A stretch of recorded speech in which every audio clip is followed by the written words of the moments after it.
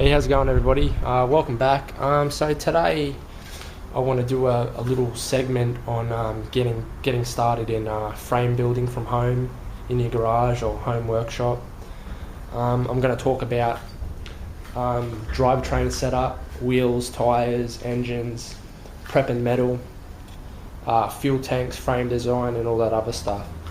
So I've got some stuff laid out on the bench here. I'm just going to run through some metals that I use. On the green scooter here, which you'll see on the table, I have used some various metals. I've used this 50 by 50 box tube for the frame.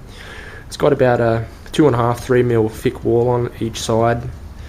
Over here we have some 40/40, pretty much similar size with the wall. Then over here we have some 25 by 25 box steel, pretty much similar wall also. And yeah, now how to prep it. Usually I take a grinder with like a flap disc wheel, and I usually just grind off where I'm going to weld. Then I can usually weld. Sometimes I put a bevel in, and what a bevel involves is grinding about a 45-degree mark on your piece of metal. Then you can see here you're left with, well, obviously a bevel, and then you can go back with your gun and just fill that in to give a really good penetration with the weld. Once again, you know, maybe not 100% necessary to do. You can just do a butt joint like so and just fill that in all the way around. But if you're wanting really strong welds, you would probably want to do that.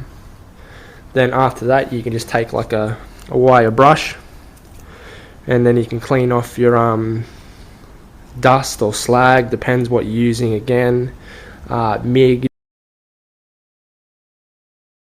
TIG, or arc welding. If you're using arc, like some people will when they're getting started into welding, you can pick up a cheap arc welder for about $100 so with a brush, a chipping hammer, and a small helmet. So some people are most likely to have one of those. You're going to need to be chipping off that slag, and then you can clean it up with also the flap disc or the wire brush, like I said.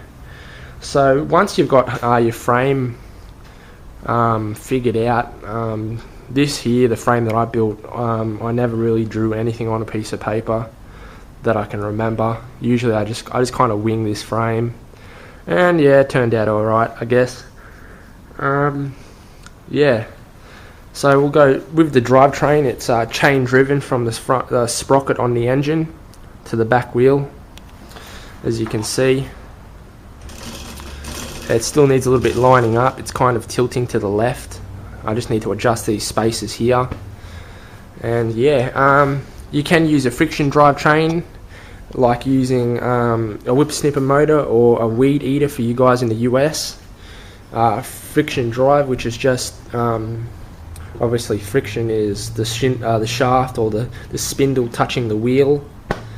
You know, a lot of people go with that. It's a lot easier, and it doesn't take as much to get it going. And yeah, you can use lawnmower engine, obviously there's a whip snipper motor there, or chainsaw engines, you know, anything. Clutch or clutchless, doesn't matter. And with these wheels, these are actually pocket bike wheels. They got slicks on them, front and back. You can go with this type of wheel here. This is a push trolley wheel. The wheel itself is fine, but the rim and everything is junk. Chuck that out straight away. Then over here we have another wheel similar to the pocket bike wheels. That's an on-road wheel, as you can see, similar to that one there. Then over here we have a large slick wheel. That's always handy to have. So we'll move on to the actual engine that I used. I used a 49cc pocket bike engine that I painted. and came up with the mounts. These are just 2 L brackets, or sorry, 4 L brackets, 2 on the other side, that are holding it up. They're just mounted from the bottom of the engine down through the holes. There's mounting brackets there. And what I've done with this exhaust is I've taken a piece of steel flat galvanized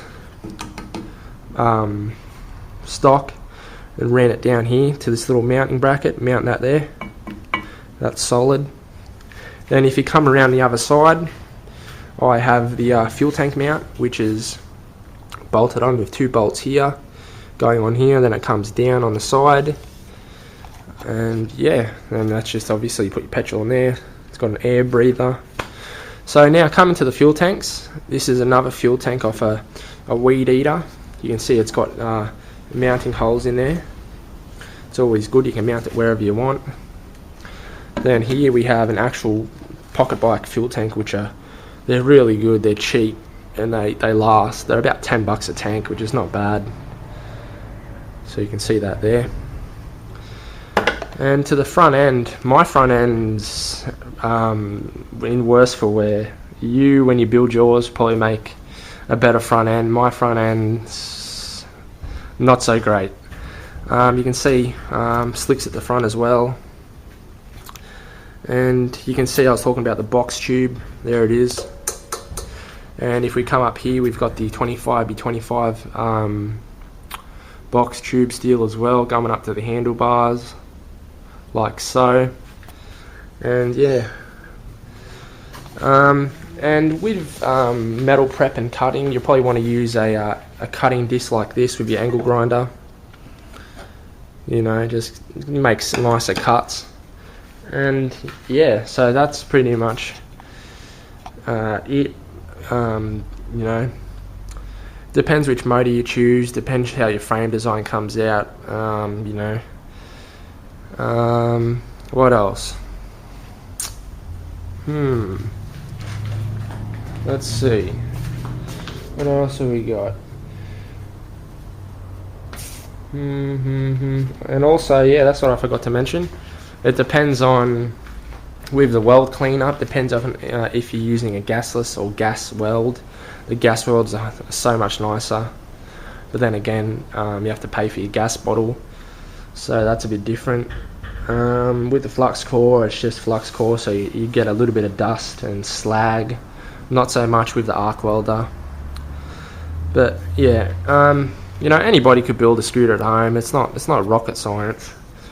You know, you just need to figure out what type of setup you're going to be running. As with me, chain, you could easily run a friction drive like that off the back wheel.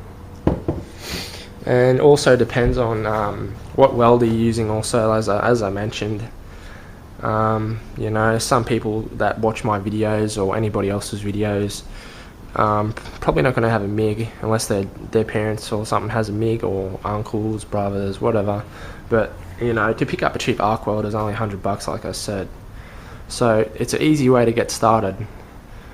I can't remember what else to mention. Let me go over to my sheet. I had some stuff written down.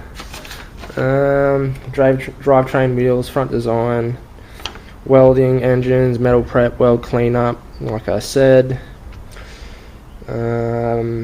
Yeah, different amperages for your welder. And yeah, that's all I forgot to mention. But yeah, you know, so like I said, frame design's pretty important. Cleaning your welds important too. Metal prep, what metal you choose. Also, how if you don't choose these type of tires or this rim setup, attaching,